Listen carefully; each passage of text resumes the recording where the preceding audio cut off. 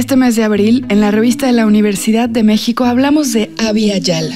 Como lo explica la directora de la revista, Guadalupe Nettel, en su editorial, Abya Yala es un vocablo guna adoptado como alternativa al colonial concepto de América por los dirigentes y voceros de la resistencia indígena desde Alaska hasta la Patagonia. Así que este mes, en el programa de radio, vamos a platicar sobre diferentes formas del colonialismo contemporáneo y diferentes formas de luchas de algunos pueblos originarios. Nuestro invitado de hoy se llama Nicandro González Peña. En el CELE estudié náhuatl, y luego un poco de maya. Y yo no me acordaba ni reflexionaba en mí mismo, ¿no? Que yo en el origen era ñañú, ñató, y que si bien no hablaba desde hacía años la lengua, pues estaba como por ahí guardada, casi en el inconsciente. Entonces en la ENA, estudiando, lo que estaba seguro es que quería estudiar lingüística, ya eso era claro, lo que había escuchado en el CL. Y entonces, y además de que quería estudiar lingüística, era etnolingüística, o sea, lingüística pero enfocada a las lenguas indígenas. Y ya ahí estuve tratando de revisar los temarios, las materias que había. Me metí a varias de las materias optativas en torno al aprendizaje de alguna u otra lengua originaria. Estudié un poco de mixteco también. Y de pronto me encontré con un profesor que estaba dando clases de ñañú. Él venía de la Universidad de Querétaro. Es un profesor holandés, pero lleva su vida dedicada al estudio de esta lengua y de esta cultura.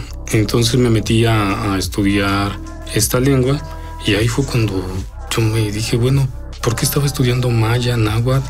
Como viéndolos a ellos, si yo soy uno de ellos también. Y tengo un origen, tengo una lengua también originaria, indígena. Pero fue hasta ese momento cuando empecé a estudiar la lengua, cuando fuimos incluso a trabajo de campo a Querétaro. Y ahí fue como una especie de que se empezó a reactivar en mí esas palabras que había escuchado de mi abuela, de mis abuelos. Porque también algo importante que ha ocurrido en todos estos casos es esta discriminación que ha habido en torno a lo que es ser indígena, hablar una lengua indígena y los problemas de racismo que se han vivido. Las generaciones anteriores han pasado situaciones todavía más difíciles, mis padres, mis abuelos y estas dos generaciones en general a nivel nacional. Entonces yo recuerdo claramente que mi abuelo, él se enojaba si mi abuela les hablaba a mis papás y a nosotros en otomí. Él decía que no, que nosotros no éramos indios, incluso él decía, ustedes son españoles, no sé de dónde tenía la idea. Y entonces esas ideas fueron las que permearon un poco.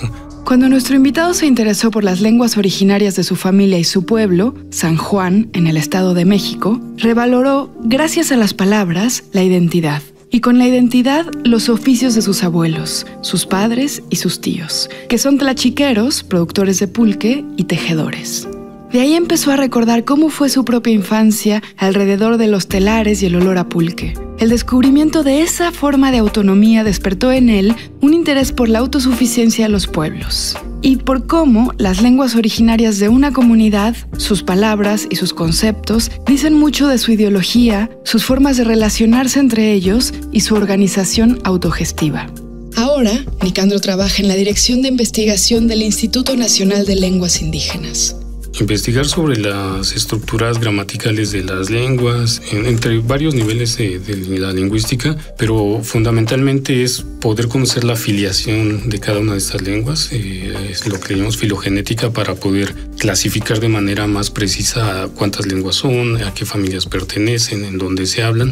Y después la parte de la gramática y estructuras sintácticas de las lenguas para poder definir normas de escritura, escrituras estandarizadas para estas lenguas, cómo se pueden escribir con un alfabeto latino, que es lo que actualmente se ha estado adoptando. Y entre otras cosas, hacer diccionarios, léxicos, actualmente también el desarrollo de vocabularios especializados para la interpretación en juicios en las áreas de justicia, de salud y demás, que es como acuñar nuevos términos para toda estos bagajes, pero no hacer calcos del español, o sea, como digo, jurisprudencia en chinanteco, sino más bien pensar a ver qué es jurisprudencia, qué es a qué hace referencia este concepto y ver si hay un concepto similar en la lengua y cultura a la que se va a hacer la traducción, y entonces cómo se podría explicar un concepto que alude a esa otra referencia.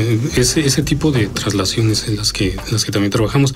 ¿De qué manera ese ejercicio de traslación nos permite aprender de conceptos que existen solo en algunas lenguas?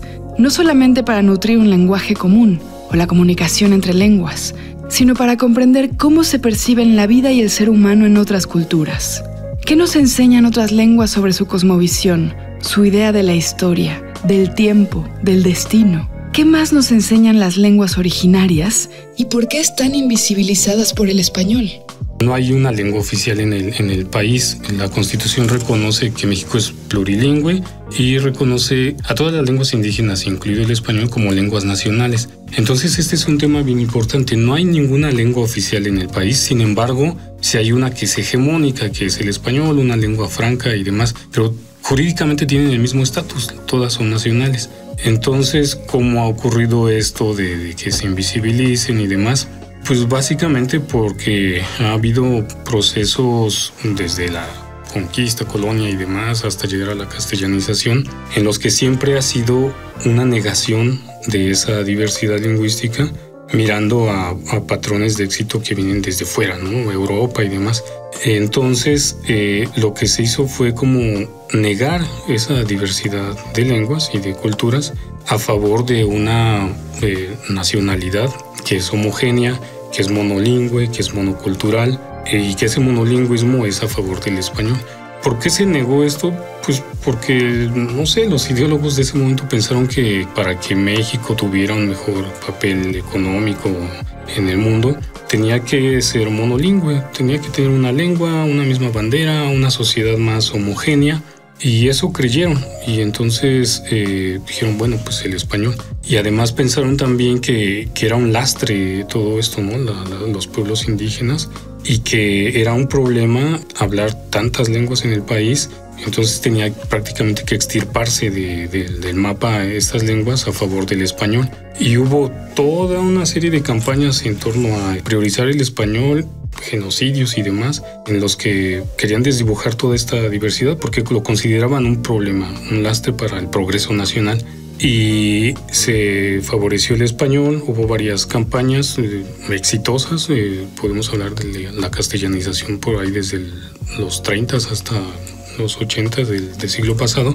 En ello lo que hacían es, hay una cartilla que se llama la cartilla del profesor rural. Entre otras cosas, dice textualmente en esa cartilla, dirigida a los profesores que van a castellanizar en zonas rurales, dice: estimado profesor rural, tu labor de castellanización es muy importante. No es únicamente enseñar el castellano, tu labor es hacer de estas personas gentes de razón.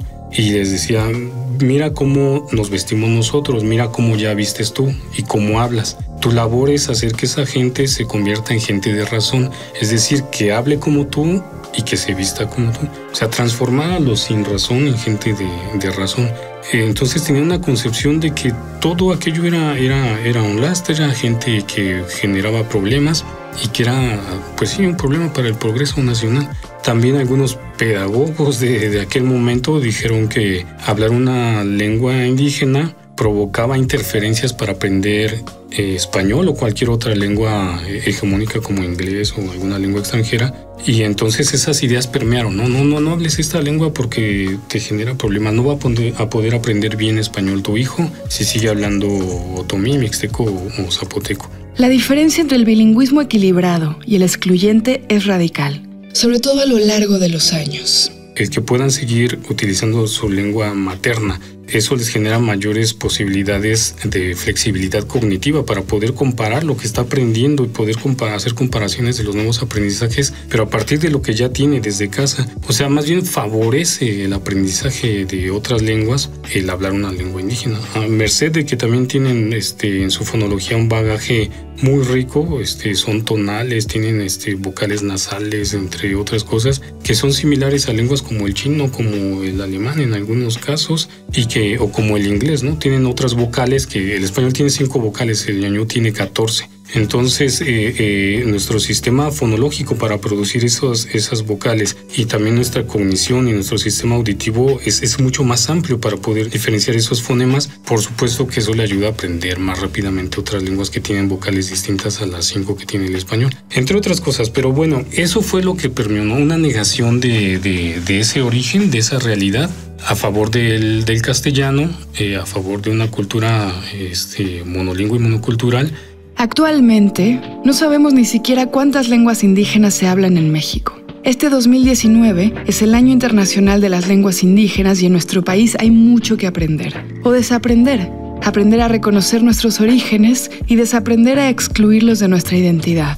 Esta negación histórica de las lenguas indígenas persiste entre nosotros y en nuestras instituciones, a pesar de la reforma constitucional que reconoce que México es un país multilingüe y pluricultural. Previo a eso no había algo de ese nivel constitucional que diera ese reconocimiento, y entonces pues permeó esta idea generación tras generación, de que olvida todo aquello porque si no, no puedes acceder a este modelo de progreso que es el que está gestándose en la nación. Y por lo tanto, pues desaparecieron lenguas, desaparecieron pueblos, desaparecieron culturas y se fueron desdibujando cada vez más también las maneras de nombrar el mundo y las realidades de todos estos pueblos a favor de una forma única de ver las cosas. Entonces, imaginen hacia dónde puede llegar una cultura que se ha negado a sí misma.